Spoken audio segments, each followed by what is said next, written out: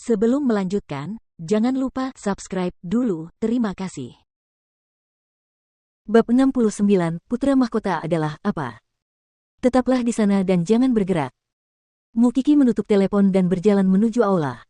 Melihat semua pria dan wanita kaya menyia-nyiakan waktu mereka di sana, dia tidak bisa menahan diri untuk tidak mendesah. Terkadang terasa sangat berbahaya hidup di dunia orang kaya. Namun, Qian tampaknya sudah terbiasa dengan lingkungan seperti ini. Hal ini benar-benar mengubah pemahaman Mukiki tentang Qian. Kiki, kemarilah. Aku belum memperkenalkan kalian satu sama lain. Qian memberi isyarat kepada Mukiki yang sedang duduk di dekat jendela. Mukiki tidak menyukai kesempatan seperti ini, tapi dia tetap berjalan ke Qian. Shaoan, ini sahabatku, Mukiki. Kiki, ini pacarku, Duan Shaoan.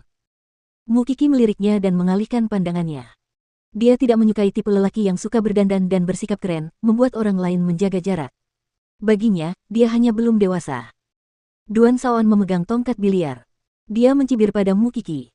Temanmu mungkin tidak tahu cara bermain, kan? Dia gadis yang pemalu dan baik. Apa yang dilakukan gadis baik di sini? Duan Shaoan melirik Mukiki dengan nada menghina dan melanjutkan permainannya. Kiki tidak suka tempat ini. Jadi, aku akan pergi setelah bermain beberapa ronde. Qian tahu bahwa temannya merasa tidak nyaman berada di sini. Dia mengatakan ini karena dia tidak lupa membela temannya. Apapun. Qian berdiri dan bergabung dalam permainan bersama Duan Shaoan. Sedangkan Mukiki, dia sangat bosan. Meskipun tato dan busananya membuatnya tampak seperti bukan gadis baik, matanya menunjukkannya. Dia jelas seorang pemula. Tak lama kemudian, sesosok tubuh tinggi berjalan memasuki The Empire.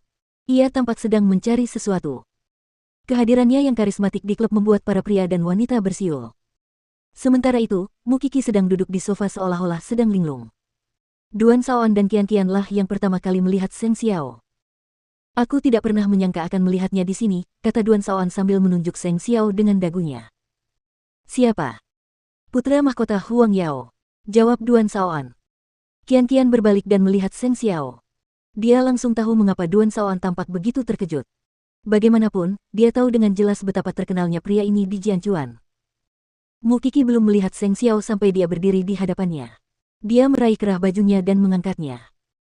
Qian segera maju untuk melindungi temannya. Apa yang sedang kamu lakukan? Mukiki terkejut melihat Seng Xiao. Namun, dia segera menjelaskan kepada Qian. Tidak apa-apa. Kamu bisa terus bermain. Seng Xiao terlalu malas untuk menghibur Qian. Namun, untuk mencegah gadis kecilnya itu datang ke tempat seperti ini lagi, dia memperingatkannya, jangan biarkan aku tahu tentang kamu yang membawanya ke tempat seperti ini lagi.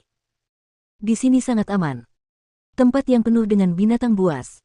Seng Xiao berkata sambil menggendong Mukiki keluar. Mukiki menolak dengan cepat. Xiao, biarkan aku bicara dengan Qian. Lagi pula, dia mengajakku keluar untuk bersenang-senang. Seng Xiao mengendurkan tangannya dan membiarkan Mukiki berdiri di tanah. Mukiki menarik napas dalam-dalam dan berkata, beri aku waktu 1 menit. Kemudian, dia berjalan ke arah Qian yang matanya terbuka lebar, menatapnya. Qian, telepon aku saat kau pergi. Aku akan menemuimu saat itu. Qian tidak dapat menahan rasa penasarannya lagi. Dia meraih Mukiki dan bertanya, siapakah putra mahkota bagimu? Pacar. Mukiki menjawab tanpa daya. Dia tidak pernah menyangka bahwa dia harus memperkenalkan Seng Xiao kepadanya dalam situasi ini. Qian membuka matanya lebih lebar lagi. Dia sangat terkejut mendengar jawaban Mukiki. Baiklah, kamu bisa pergi dulu. Kita bicarakan ini nanti. Baiklah, telepon aku saja. Mukiki mengakhiri pembicaraannya dan kembali ke Seng Xiao. Dan mereka meninggalkan klub itu. Melihat mereka pergi bersama, Qian masih berpikir bahwa itu tidak masuk akal.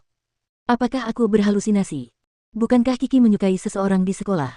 Astaga, menjadikan putra mahkota miliknya. Dia benar-benar hebat. Sepertinya aku benar-benar meremehkan temanmu, seru Duan Shaoan yang duduk di sampingnya. Tidak heran Kiki telah banyak berubah akhir-akhir ini. Menginjak Mu Tangshui, bajingan itu. Dia memiliki putra mahkota yang mendukungnya. Siapa yang akan dia takuti? Qian tiba-tiba merasa sangat senang. Sekarang Mu Tangshui tidak akan pernah menyangka bahwa Mukiki memiliki pendukung yang begitu kuat. Bahkan jika Mu Tangshui sudah menikah, Mukiki akan tetap mengunggulinya dalam segala hal. Lagi pula, dia telah mendapatkan yang terbaik di Jianchuan, bukan? Hahaha, keren sekali. Mukiki tidak tahu bahwa Qian merasa sangat bahagia untuknya saat ini. Yang bisa dia lakukan hanyalah tetap diam di belakang Seng Xiao. Aku pergi hanya sehari dan kamu sudah bertingkah.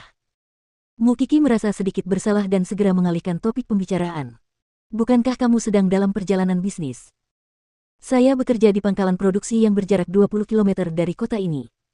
Seng Xiao menatap sinis ke arah Mu Qi yang sedang melihat kakinya. Kamu benar-benar bersenang-senang. Xiao, aku. Sebelum Mu Qi sempat menjelaskan, Seng Xiao menyeretnya ke dalam mobil. Ia menariknya ke pangkuannya, menyandarkan punggungnya di kemudi, dan mulai menciumnya. Bibir Mu Qi merah dan bengkak setelah terlalu banyak berciuman. Matanya menunjukkan sedikit keluhan. Aku tidak tahu Qian akan membawaku ke sini. Di masa depan, tidak ada orang lain yang bisa membawamu ke tempat-tempat ini kecuali aku. Seng Xiao memerintahkan. Banyak sekali orang yang menginginkanmu, gadis kecil yang lezat. Xiao, Mu Qi tidak dapat menahan perasaannya dan mencondongkan tubuhnya ke arahnya dan mencium bibir tipisnya. Dia tidak dapat menahan diri. Karena mereka tidak berada di Jianchuan, dia lebih berani menunjukkan kasih sayang dan keinginannya. Dia ingin melampiaskan perasaannya. Seng Xiao memeluk pinggangnya dan mencium daun telinganya. Mereka berciuman hingga pikirannya mulai berputar liar. Dia berhenti dan memeluk Mu Qi dengan erat. Mu Qi ingin pindah, tetapi Seng Xiao tidak mengizinkannya. Jangan pindah atau aku akan menginginkanmu sekarang. Mu Qi segera berubah menjadi gadis yang penurut dan berhenti bergerak. Setelah berpelukan lama, Seng Xiao berkata, jangan pergi ke tempat seperti itu lagi di malam hari, kembalilah ke Jianchuan. Kamu di sini, aku tidak akan, Mu Qi cemberut dan berkata, dan sekarang kamu muncul di depan Qian tanpa pemberitahuan sebelumnya, aku harus menjelaskan kepadanya tentang kita. Aku tidak peduli dengan orang lain, aku hanya ingin kamu aman. Seng Xiao menggigit daun telinganya. Ini akan membantumu mengingat. Lalu bagaimana denganmu? Aku akan menyelesaikan semuanya pukul 10. Setelah itu, aku akan menjemputmu dan kita pulang bersama. Seng Xiao menceritakan rencananya. Baiklah, aku akan menunggumu. Seng Xiao mengangguk puas. Dia menyuruhnya menunggunya di kafe. Sambil menunggu, Qian meneleponnya. Qi, kamu di mana? Saya ada di kafe di luar klub. Aku datang. Qian dipenuhi rasa ingin tahu. Dia tidak menyangka bahwa Seng Xiao dan Mu Qi, yang keluarganya bermusuhan, akan menjadi pasangan. Itu sungguh tidak dapat dipercaya.